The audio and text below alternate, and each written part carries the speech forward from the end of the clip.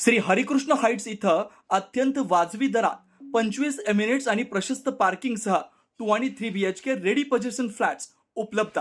बुकिंगसाठी संपर्क पार्श्वनाथ प्रोजेक्ट 9090 78 78 33।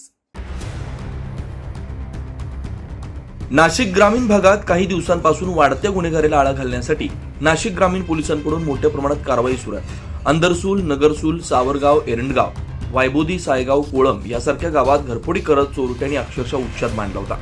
यामुळे स्थानिक नागरिकांमध्ये भीतीचं वातावरण निर्माण झालं होतं। घालण्यासाठी पोलिसांनी या परिसरात दररोज 3 पोलीस अधिकारी 12 पोलीसदारांसह साध्या वेशात रात्रगस्त सुरू केले। या गोष्टींदरम्यान घरफोड्या करणारी विषम हे कोपरगाव तालुक्यातील शिंगणापूरचे असल्याची माहिती समजली।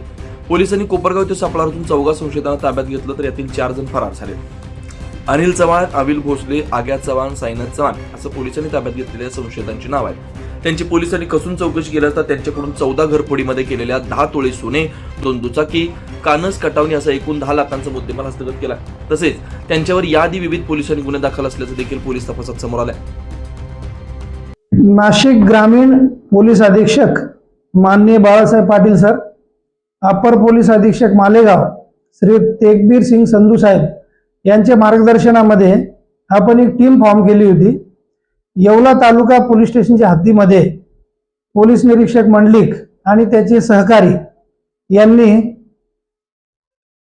जवळपास 13 लाखाचा मुद्देमाल हस्तगत केलेला आहे। त्याच्यामध्ये 10 तोळे सोने आहे, 2 मोटरसायकली आहे। आरोपी 4 अटक करण्यात आलेले आहेत। त्यांचा 4 दिवस PCR घेण्यात आलेला आहे। आरोपी हे अट्टल घरफोडी करणारे आहेत। त्यांच्याकडे असलेले घरफोडीचे जे साहित्य आहे, कानस, कटवणी, ऍडजस्ट पाना, हे सर्व हस्तगत करण्यात आलेलं आहे। याच्यामध्ये येवला तालुका पोलीस स्टेशनच्या हद्दीतले 10 गुन्हे, निफाड पोलीस स्टेशनच्या हद्दीतले 3 गुन्हे आणि वैजापूर पोलीस ठाणे संभाजीनगर जिल्हा इकडचा 1 गुन्हा, असे 14 गुन्हे ओपन झालेले आहेत। उर्वरित 3 आरोपी जे आहेत ते अजून अटक करायचे आहेत। ते आरोपी अटक झाल्यानंतर अजून बाकीचा मुद्देमाल याच्यामध्ये हस्तगत होईल।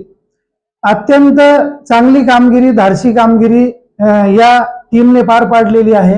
या टीम मध्ये मंडलिक PI तालुका पोलीस स्टेशन, PSI हर्षवर्धन बहिर, PSI पवार, भरत कांदळकर, हवालदार बिन्नर, राजेंद्र पाटील, सचिन वैरागर, गणेश बागुल, योगेश मोरे, गणेश सोनवणे, पंकज शिंदे, संतोष जाधव, सागर बनकर, श्याम थेटे, राजू दुबे, ललिता ढाकणे, सुनीता महाजन, वंदना वाघ आणि हेमंत गिलबिले या सर्वांनी या कामगिरीमध्ये भाग घेतलेला आहे।